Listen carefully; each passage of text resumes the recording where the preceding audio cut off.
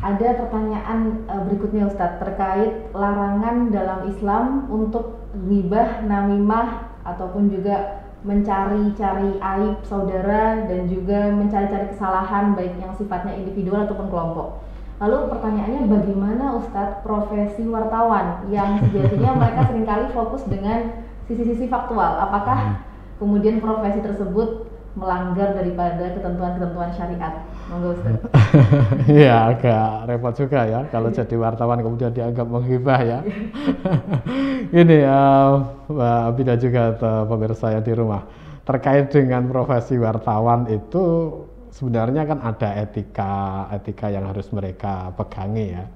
Kalau paling tidak ada sebuah praduga tak bersalah, asas praduga tak bersalah dalam profesi kewartawanan itu, profesi jurnalistik itu.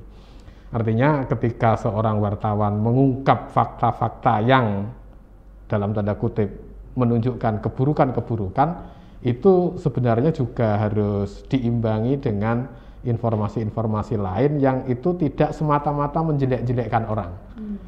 Jadi misalnya asas praduga bersalah itu kan harus menghilangkan nama orang.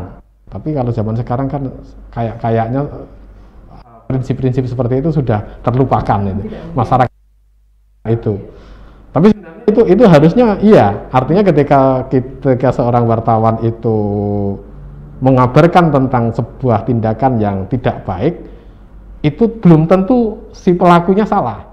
Karena si pelaku belum tentu salah, maka namanya harus disamarkan. Itu yang pertama. Yang kedua, selain itu wartawan mempunyai kewajiban istilahnya cover both sides ya.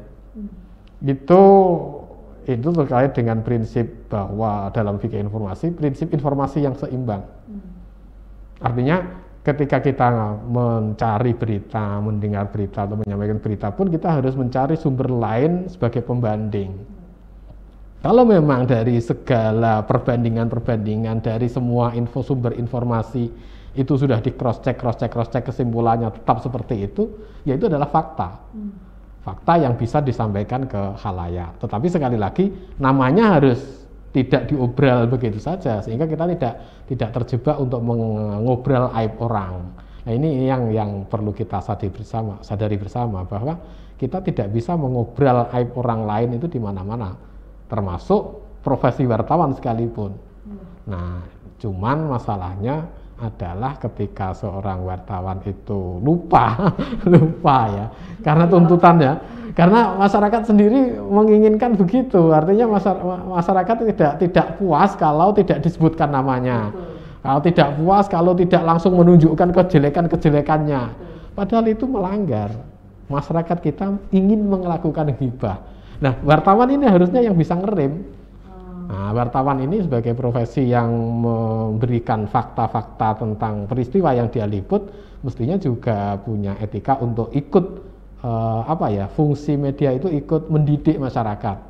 Kalau semua media itu mengikuti prinsip-prinsip jurnalistik yang sudah disepakati bersama itu, saya kira masyarakat lama-lama juga akan terdidik juga. Tapi kalau wartawannya ikut-ikutan selera masyarakat, ya sudah, fungsi pendidikan dari media akan hilang gitu.